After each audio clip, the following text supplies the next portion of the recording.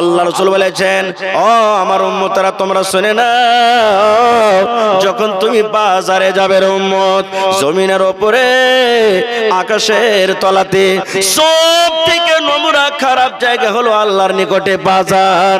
আল্লাহ রাসূল বলেছেন, উম্মত রে, যখন তুমি বাজারে যাবে রে উম্মত, চা খেতে তুমি বাজার যেছো, তরকারি কিনতে তুমি বাজার যেছো, কুটুম বাড়িতে এসেছে, মেহমান এসেছে, নাস্তা তরকারি কেনার জন্য তুমি বাজার গেছো। আল্লাহ রাসূল বলেছেন, উম্মত রে, ওই বাজারে যখন তুমি ঢুকবে, বাজারে যখন তুমি যাবে, চকে যখন তুমি যাবে, বাজারে যখন তুমি ঢুকবে, রাসূল বলেছেন, উম্মত বাজারে ঢোকার টাইমে একটা দোয়া আছে রে উম্মত, বাজারে সন্ধ্যার আগে একটা দোয়া আছে, বাজারে দাখিল হওয়ার টাইমে একটা দোয়া আছে। কি দোয়াটা? আল্লাহ রাসূল বলেছেন, উম্মত এই দোয়াটা পড়ে যদি তুমি বাজারে দাখিল হও, এই দোয়াটা পড়ে যদি বাজারে যাও, নর হোক কিংবা নারী হোক, আল্লাহ রাসূল বলেছেন যখন তুমি দোয়াটা পড়ে বাজারে যাবে, নবী বলেছেন চারখানা ফজিলত তোমার হয়ে যাবে। এক নম্বর, তোমার জীবনে যত ছোট ছোট গুনাহ হয়েছে, তোমার জীবনে যত ছোট ছোট সাগিরা গুনাহ হয়েছে, জীবনের 10 লক্ষ গুনাহকে আল্লাহ মাফ করে দেবেন। রাসূল বলেছেন তোমার জীবনে যত ছোট ছোট আল্লাহ রাসূল বলেছেন গুনাহ হয়েছে, 10 লক্ষ গুনাহ আল্লাহ মাফ করবেন। 10 লক্ষ আল্লাহ রাব্বুল আলামিন তোমার রেজিস্টারে নেকি তুলে দিবেন, এবং 10 লক্ষ মার্তবা দরজাকে আল্লাহ উঁচা করে দিবেন।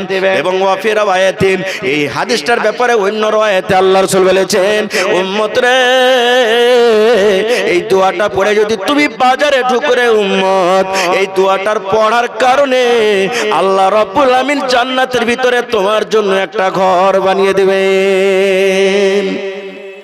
শুধু দোয়াটা পড়বেন, কতটি নেকি?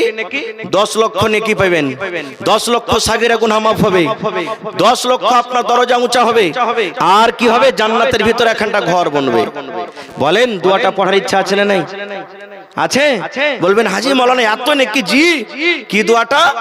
লা ইলাহা ইল্লাল্লাহু ওয়াহদাহু লা শারীকা লা, লাহুল মুলকু ওয়া লাহুল হামদু, ইউহয়ী ওয়া ইউমীত ওয়া হুয়া হাইয়্যুন লা ইয়ামুতু বিয়াদিহিল খায়র ওয়া হুয়া আলা কুল্লি শাইইন কাদির। এটা বাজারে দাখিল হওয়ার দোয়া, এটা বাজারে সান্নার দোয়া, এটা বাজারে যাওয়ার দোয়া। রাসূল বলেছেন, উম্মত যদি বাজারে ঢোকার টাইমে এই দোয়াটা পড়তে পারো রে উম্মত, লা ইলাহা ইল্লাল্লাহু ওয়াহদাহু লা শারীকা লা, লাহুল মুলকু ওয়া লাহুল হামদ, ইউহয়ী ওয়া ইউমীত ওয়া হুয়া হাইয়্যুন লা ইয়ামুতু বিয়াদিহিল খায়র ওয়া হুয়া আলা কুল্লি শাইইন কাদির। দোয়া পড়লেন, আল্লাহ জান্নাতের ভিতরে একটা ঘর বানিয়ে দিলেন। আজকে কিসের জলসা? জোরে বলেন, জোরে বলেন না জি ভাই। হ্যাঁ, মসজিদটা কার ঘর? আল্লাহর। মসজিদ শব্দের মানে কি? সাজদা করার জায়গা। মসজিদে সাজদা করি না, করি না? এবার বলবেন হাজী মাওলানা এই যে এত জালসাতে দান করলাম, এই দান করে কি লাভ আছে? কারণ আজকে আমার বিষয়, কোন আমল করতে গেলে আল্লাহ জান্নাত দান করবেন, জান্নাতে ঘর বানাবেন। আল্লাহ রাসূল বলেছেন, মান বানা লিল্লাহি মসজিদান বানাল্লাহু লাহু বাইতান ফিল জান্নাহ। আল্লাহ রাসূল বলেছেন, উম্মত যদি কোনো মানুষ আল্লাহকে রাজি করার জন্য, আল্লাহকে সন্তুষ্ট করার জন্য আল্লাহর এখানে ইবাদতখানা মসজিদ নির্মাণ করে, আল্লাহ তাবারক ওয়া তাআলা তার জন্য জান্নাতের ভিতরে এখন ঘর বানিয়ে দেবেন। দুনিয়াতে যা মসজিদ বানাবেন, আপনার জন্য আল্লাহ তাবারক ওয়া তাআলা জান্নাতে ঘর বানাবেন। হামে ভি বুলা লে মৌলা, হামে ভি বুলা লে, জলওয়া দিখা দে মৌলা, জলওয়া দিখা দে। হামে ভি বুলা লে মৌলা, হামে ভি বুলা লে, জলওয়া দিখা দে মৌলা, জলওয়া দিখা দে। হামে ভি বুলা লে মৌলা, हमें भी बुला ले, जलवा दिखा दे मौला, जलवा दिखा दे। मस्जिद भी तेरी, मदरसा भी तेरा, तामीर करा दे मौला, तामीर करा दे, तामीर करा दे मौला, तामीर करा दे। मस्जिद भी तेरी, मदरसा भी तेरा, तामीर करा दे मौला, तामीर करा दे। मस्जिद भी तेरी, मदरसा भी तेरा तामीर करा दे मौला तामीर करा दे हमें भी बुला ले मौला हमें भी बुला ले जलवा दिखा दे मौला जलवा दिखा दे মা যখন বাপ মরবে সবটি ছেলে মেয়েরাকে ডাকবে বাপের হয়তো 10 বিঘা জমি আছে এবার ছেলে মেয়েদের মধ্যে জমি ভাগ করবে বেটা রে এই সালমান শুন বেটা ওই সিরকুন্ডে বাজারের পাশে যেটা জমি আছে বেটা তুই নিবি এই আব্দুর রহমান শুন ওই রোডের পাশে যে জমিটা আছে তুই নিবি এই আব্দুল্লাহ তুই শুন ওই মাঠে যে জমিটা আছে ওটা তুই নিবি যত ভালো ভালো জায়গা সব ছেলেরাকে দান করবে আর যেখানে দোগা যেখানে ফসল হয় না যেখানে কোনো ফসল হবে না এই ধরনের জমিন দান করবে কাকে মেয়েদেরকে এরকম হয় না কত না ইনসাফি করে না ভাই আল্লাহুস সামাদ মেয়েদেরকে ভালোবাসতে শিখেন আজ যদি আপনি 50,000 টাকা মাসে ইনকাম করছেন লাখ টাকা মাসে ইনকাম করছেন আপনাকে এটাই শুকরিয়া আদায় করতে হবে আল্লাহ আমার বাড়িতে মেয়ে দিয়েছে একটা নিয়ামত হইতে পারে তার বরকতে আল্লাহ তাবারাক ওয়া তাআলা আমার হাতে টাকা দিয়েছেন এই নিয়ত না আপনাকে চলতে হবে মন ভারী করতে হবে না তাহলে বাড়িতে মেয়ে জন্মগ্রহণ হয়েছে তার বিনিময়ে আল্লাহ জান্নাত দান করবেন আরেকটু আগে চলেন আল্লাহ রাসূল বলেছেন এ আমার ভাইয়েরা মায়েরা খালারা শুনেন যখন নাবালক বাচ্চা ছোট বাচ্চা যেগুলা বালিগ বালিগা হয়নি যেগুলা সাবালিক সাবালিগা হয়নি ছোট বাচ্চারা যখন মারা যায় এবার ফেরেশতা মালাকুল মউত জান কবজ করে যখন আল্লাহ রাব্বুল আলামিনের কাছে চলে যান এবার আল্লাহ তাবারাক ওয়া তাআলা ওই মালাকুল মউতকে জিজ্ঞাসা করেন আল্লাহ তো সবই জানছেন তবে তার মুখ থেকে শুনবেন এবার আল্লাহ রাব্বুল আলামিন ওই ফেরেশতাকে বলবেন তাবাসতুম ওয়ালা আব্দি ও আমার মালাকুল মউত ও আমার ফেরেশতা ওই গুমানি এলাকাতে পালাস বনার অমুক ছেলের অমুক লোকের ছেলের জানটাকে তুমি কবজ করে নিয়ে চলে এসেছো ওরে আল্লাহর বান্দা এ ভাইরা মুসলমান শুনেন আল্লাহ রাব্বুল আলামিন ফেরেশতাকে বলবেন ফেরেশতা রে আব্দুল্লাহ গ্রামে জামালপুর গ্রামের অমুক বান্দার ছেলের জানখানা তুমি কবজ করে নিয়ে এসেছো আল্লাহ জিজ্ঞাসা করবেন কাকে মালাকুল মউতকে যেগুলো ছোট ছোট বাচ্চি মারা যায় এই ফেরেশতা আরে জামালপুর গ্রামের ওই অমুক বান্দা যে ছিল আব্দুল্লাহ আব্দুর রহমান খালেদ ওর ছেলে কিংবা মেয়ের জান কবজ করে এসেছো তোমরা ছোট বাচ্চা যেগুলা আল্লাহ তো সবই জানছেন না জানেন না জানছেন না তবে মুখ থেকে শুনবে ফেরেশতার তখন ফেরেশতারা বলবেন জি আল্লাহ জান তো কবজ করে এনেছি আল্লাহ রাব্বুল আলামিন বললেন ফেরেশতা রে যখন তুমি জানখানা কবজ করো রে ফেরেশতা ওই টাইমে ওই সময়তে আমার বান্দা কি বলেছিল রে বান্দা ওই সময়তে ওই টাইমে যখন তুমি তার ছেলের জানখানাকে কবজ করো ওই টাইমে ওই সময়তে আমার বান্দাটা কি বলছিল এবার ফেরেশতারা বলবেন রব্বুল আলামিন ওই টাইমে ওই সময়তে তোমার শুকরিয়া আদায় করেছেন তোমার তারিফ করেছেন আল্লাহ তোমার বড়াই বয়ান করেছেন আর বলেছেন ইন্না লিল্লাহি ওয়া ইন্না ইলাইহি রাজিউন আল্লাহুম্মা আজুরনি ফি মুসিবাতি ওয়া আখলিফ লি খায়রাম মিনহা এই দোয়াটা পড়েছিলেন কয়টা লোক জানে দোয়া যতটি লোক এখানে বসে আছেন যদি একটা একটা করে জিজ্ঞাসা করি দাদা নানা এই ভাই মৃত্যুর খবর যখন পাবেন তখন কি দোয়াটা পড়বেন কয়টা লোক বলতে পারবো না আমরা চুপচাপ থেকে যাব আমরা তা আল্লাহর ফেরেশতারা বলবেন আল্লাহ যখন ওই বান্দার ছেলের জানখানাকে কবজ করি কান্দা কাটা হাওমাও করে চিৎকার করেনি জমিনে গড়াগড়ি করেনি আল্লাহ তোমার তারিফ তোমার শুকরিয়া আদায় করেছে আর এই দোয়াটা পড়ে চলো এ আমার ভাইয়েরা মায়েরা খালারা শুনেন বাচ্চা ছেলে যখন মারা যাবে জীবনে কোনোদিন কান্দিয়েন না সবর করবেন দোয়া পড়বেন এবার আল্লাহ রাব্বুল আলামিন ওই ফেরেশতার কথা শুনে বলবেন ফেরেশতা রে তুমি সাক্ষ্য থাকো গাওয়া থাকো আমি আল্লাহ রাব্বুল আলামিন ওই ছেলের মার জন্য ওই ছেলের বাবার জন্য জান্নাতের ভিতরে একটা ঘর বানাইয়া দিলাম ওর জান্নাতের ভিতরে একটা ঘর বানিয়ে দিলাম ওই ছেলের বাবার জন্য জান্নাতের ভিতরে একটা ঘর বানাইয়া দিলাম এবং শুধু ঘর বানালাম না ওই ঘরটার নাম আমি আল্লাহ রাখলাম বাইতুল হামদ তাইলে বাচ্চা ছেলে মরতে গেলে সবর করতে হবে, আর সবর করতে গেলে আল্লাহ তাবারাক ওয়া তাআলা এই আমলটার কারণে জান্নাতের ভিতরে কি বানাবেন, এখানটা ঘর বানিয়ে দিবেন। দুটো আমল হয়ে গেল। 3 নম্বরে আজকে আমি খুতবার পর একটা সূরা পড়েছি, বলেন তো সূরাটার নাম কি? কেউ বলতে পারবেন সামনে থেকে? মাশাআল্লাহ, সূরাটার নাম কি? জোরে বলেন। হায় আল্লাহ, কথা কেন বলেন না আপনারা ভাই? সূরাটার নাম কি? সূরাতুল ইখলাস। সূরাটা তো আশা করছি সবাই জানছেন, না জানতে গেলেও জানতে হবে। কেন?